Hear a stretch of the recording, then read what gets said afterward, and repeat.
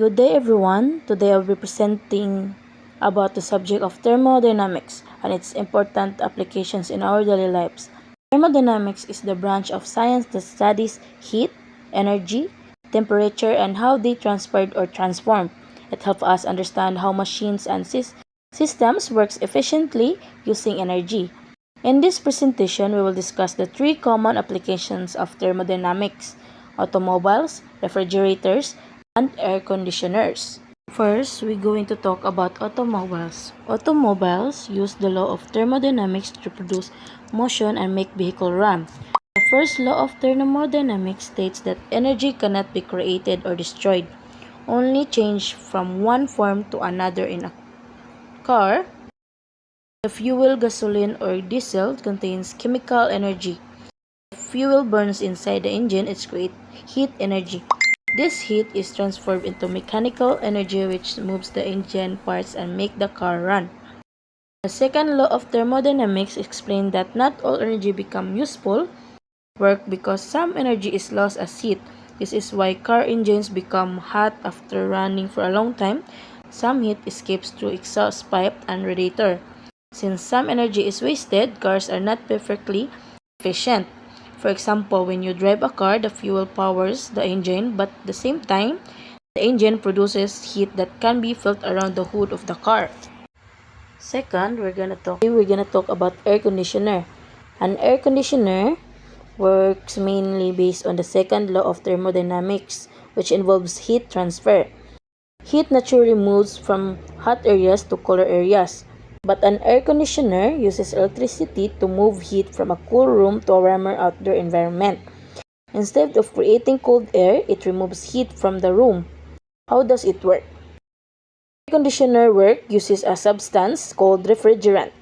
The refrigerant absorbs heat from inside the room through an evaporator. Then a compressor pushes the refrigerant outside, where the heat is released through the condenser.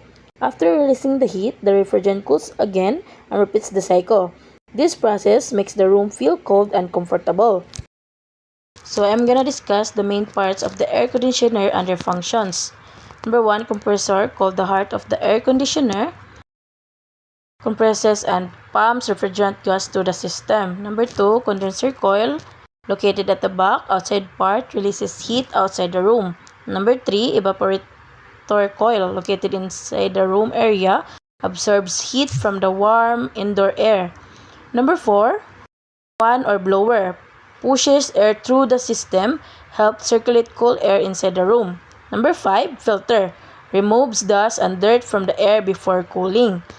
And number 6, adjustable louvers, direct where the cool air flows. So number 7, thermostat sensor, measures room temperature, turns the air conditioner on or off to maintain that set temperature. And lastly, control panel, used to adjust temperature, fan speed, and settings. So we already know the parts and the functions of the air conditioner. So I'm gonna talk about the step-by-step how air conditioner works. Step by step how an air conditioner works.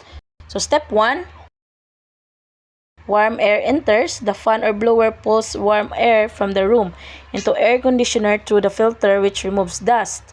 Step 2, heat is absorbed. The warm air passes through the evaporator coil. Inside this coil is a cold refrigerant that absorbs heat from the room air. The air becomes cooler. The removed heat is stored in refrigerant. So step 3, cool air is released. The blower pushes the cold air back into the room through the adjustable louvers, making the room feel cold. So step 4, refrigerant moves to compressor. The refrigerant, now carrying heat, moves to the compressor. The compressor increases pressure and temperature of refrigerant. And step 5, heat is released outside. The hot refrigerant goes to condenser coil at the back of the air conditioner. So the condenser releases heat outside the room. That is why outside part of air conditioner feels warm. And step 6, lastly, cycle repeats. The refrigerant cools down and returns to the evaporator coil to absorb more heat again. So in an air conditioner, electrical energy powers the machine. Heat energy from the room is transferred outside. The air conditioner does not create cold air, it removes the heat from the room.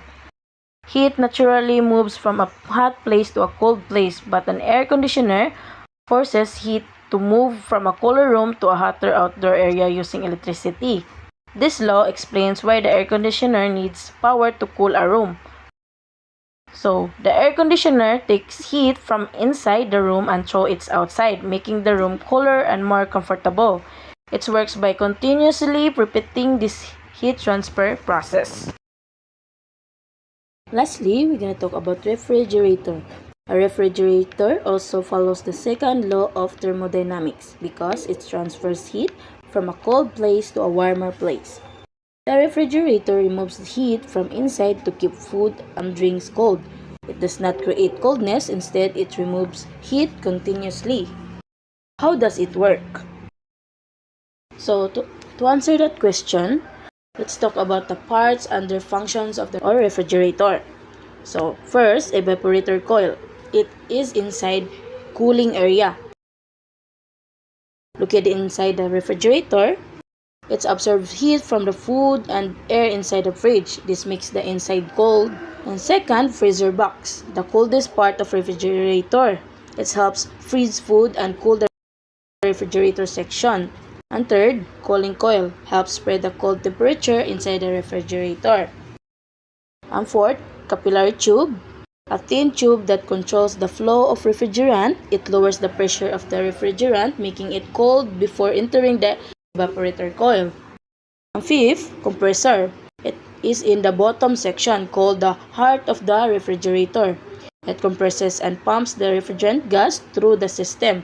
This helps move heat of the refrigerator.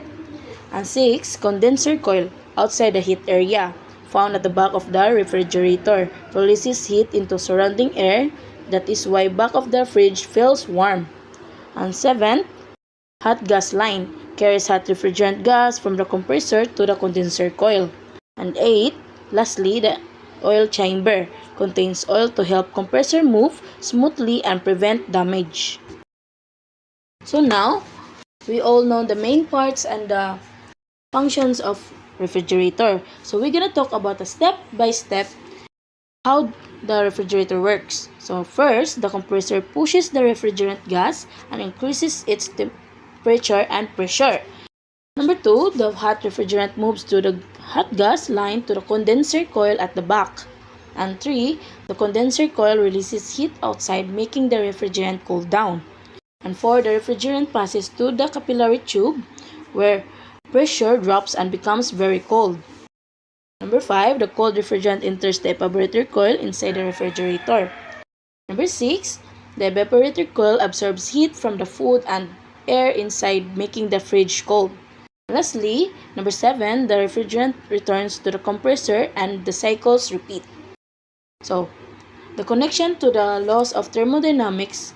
First law of thermodynamics, energy is transformed, not destroyed. Electricity powers the refrigerator to move heat. Second law of thermodynamics, heat is forced to move from a cold area inside fridge to warmer area outside, which normally would not happen without energy. In simple words, the refrigerator does not create cold air, it removes heat from inside and throws it outside, making your food stay cold and fresh.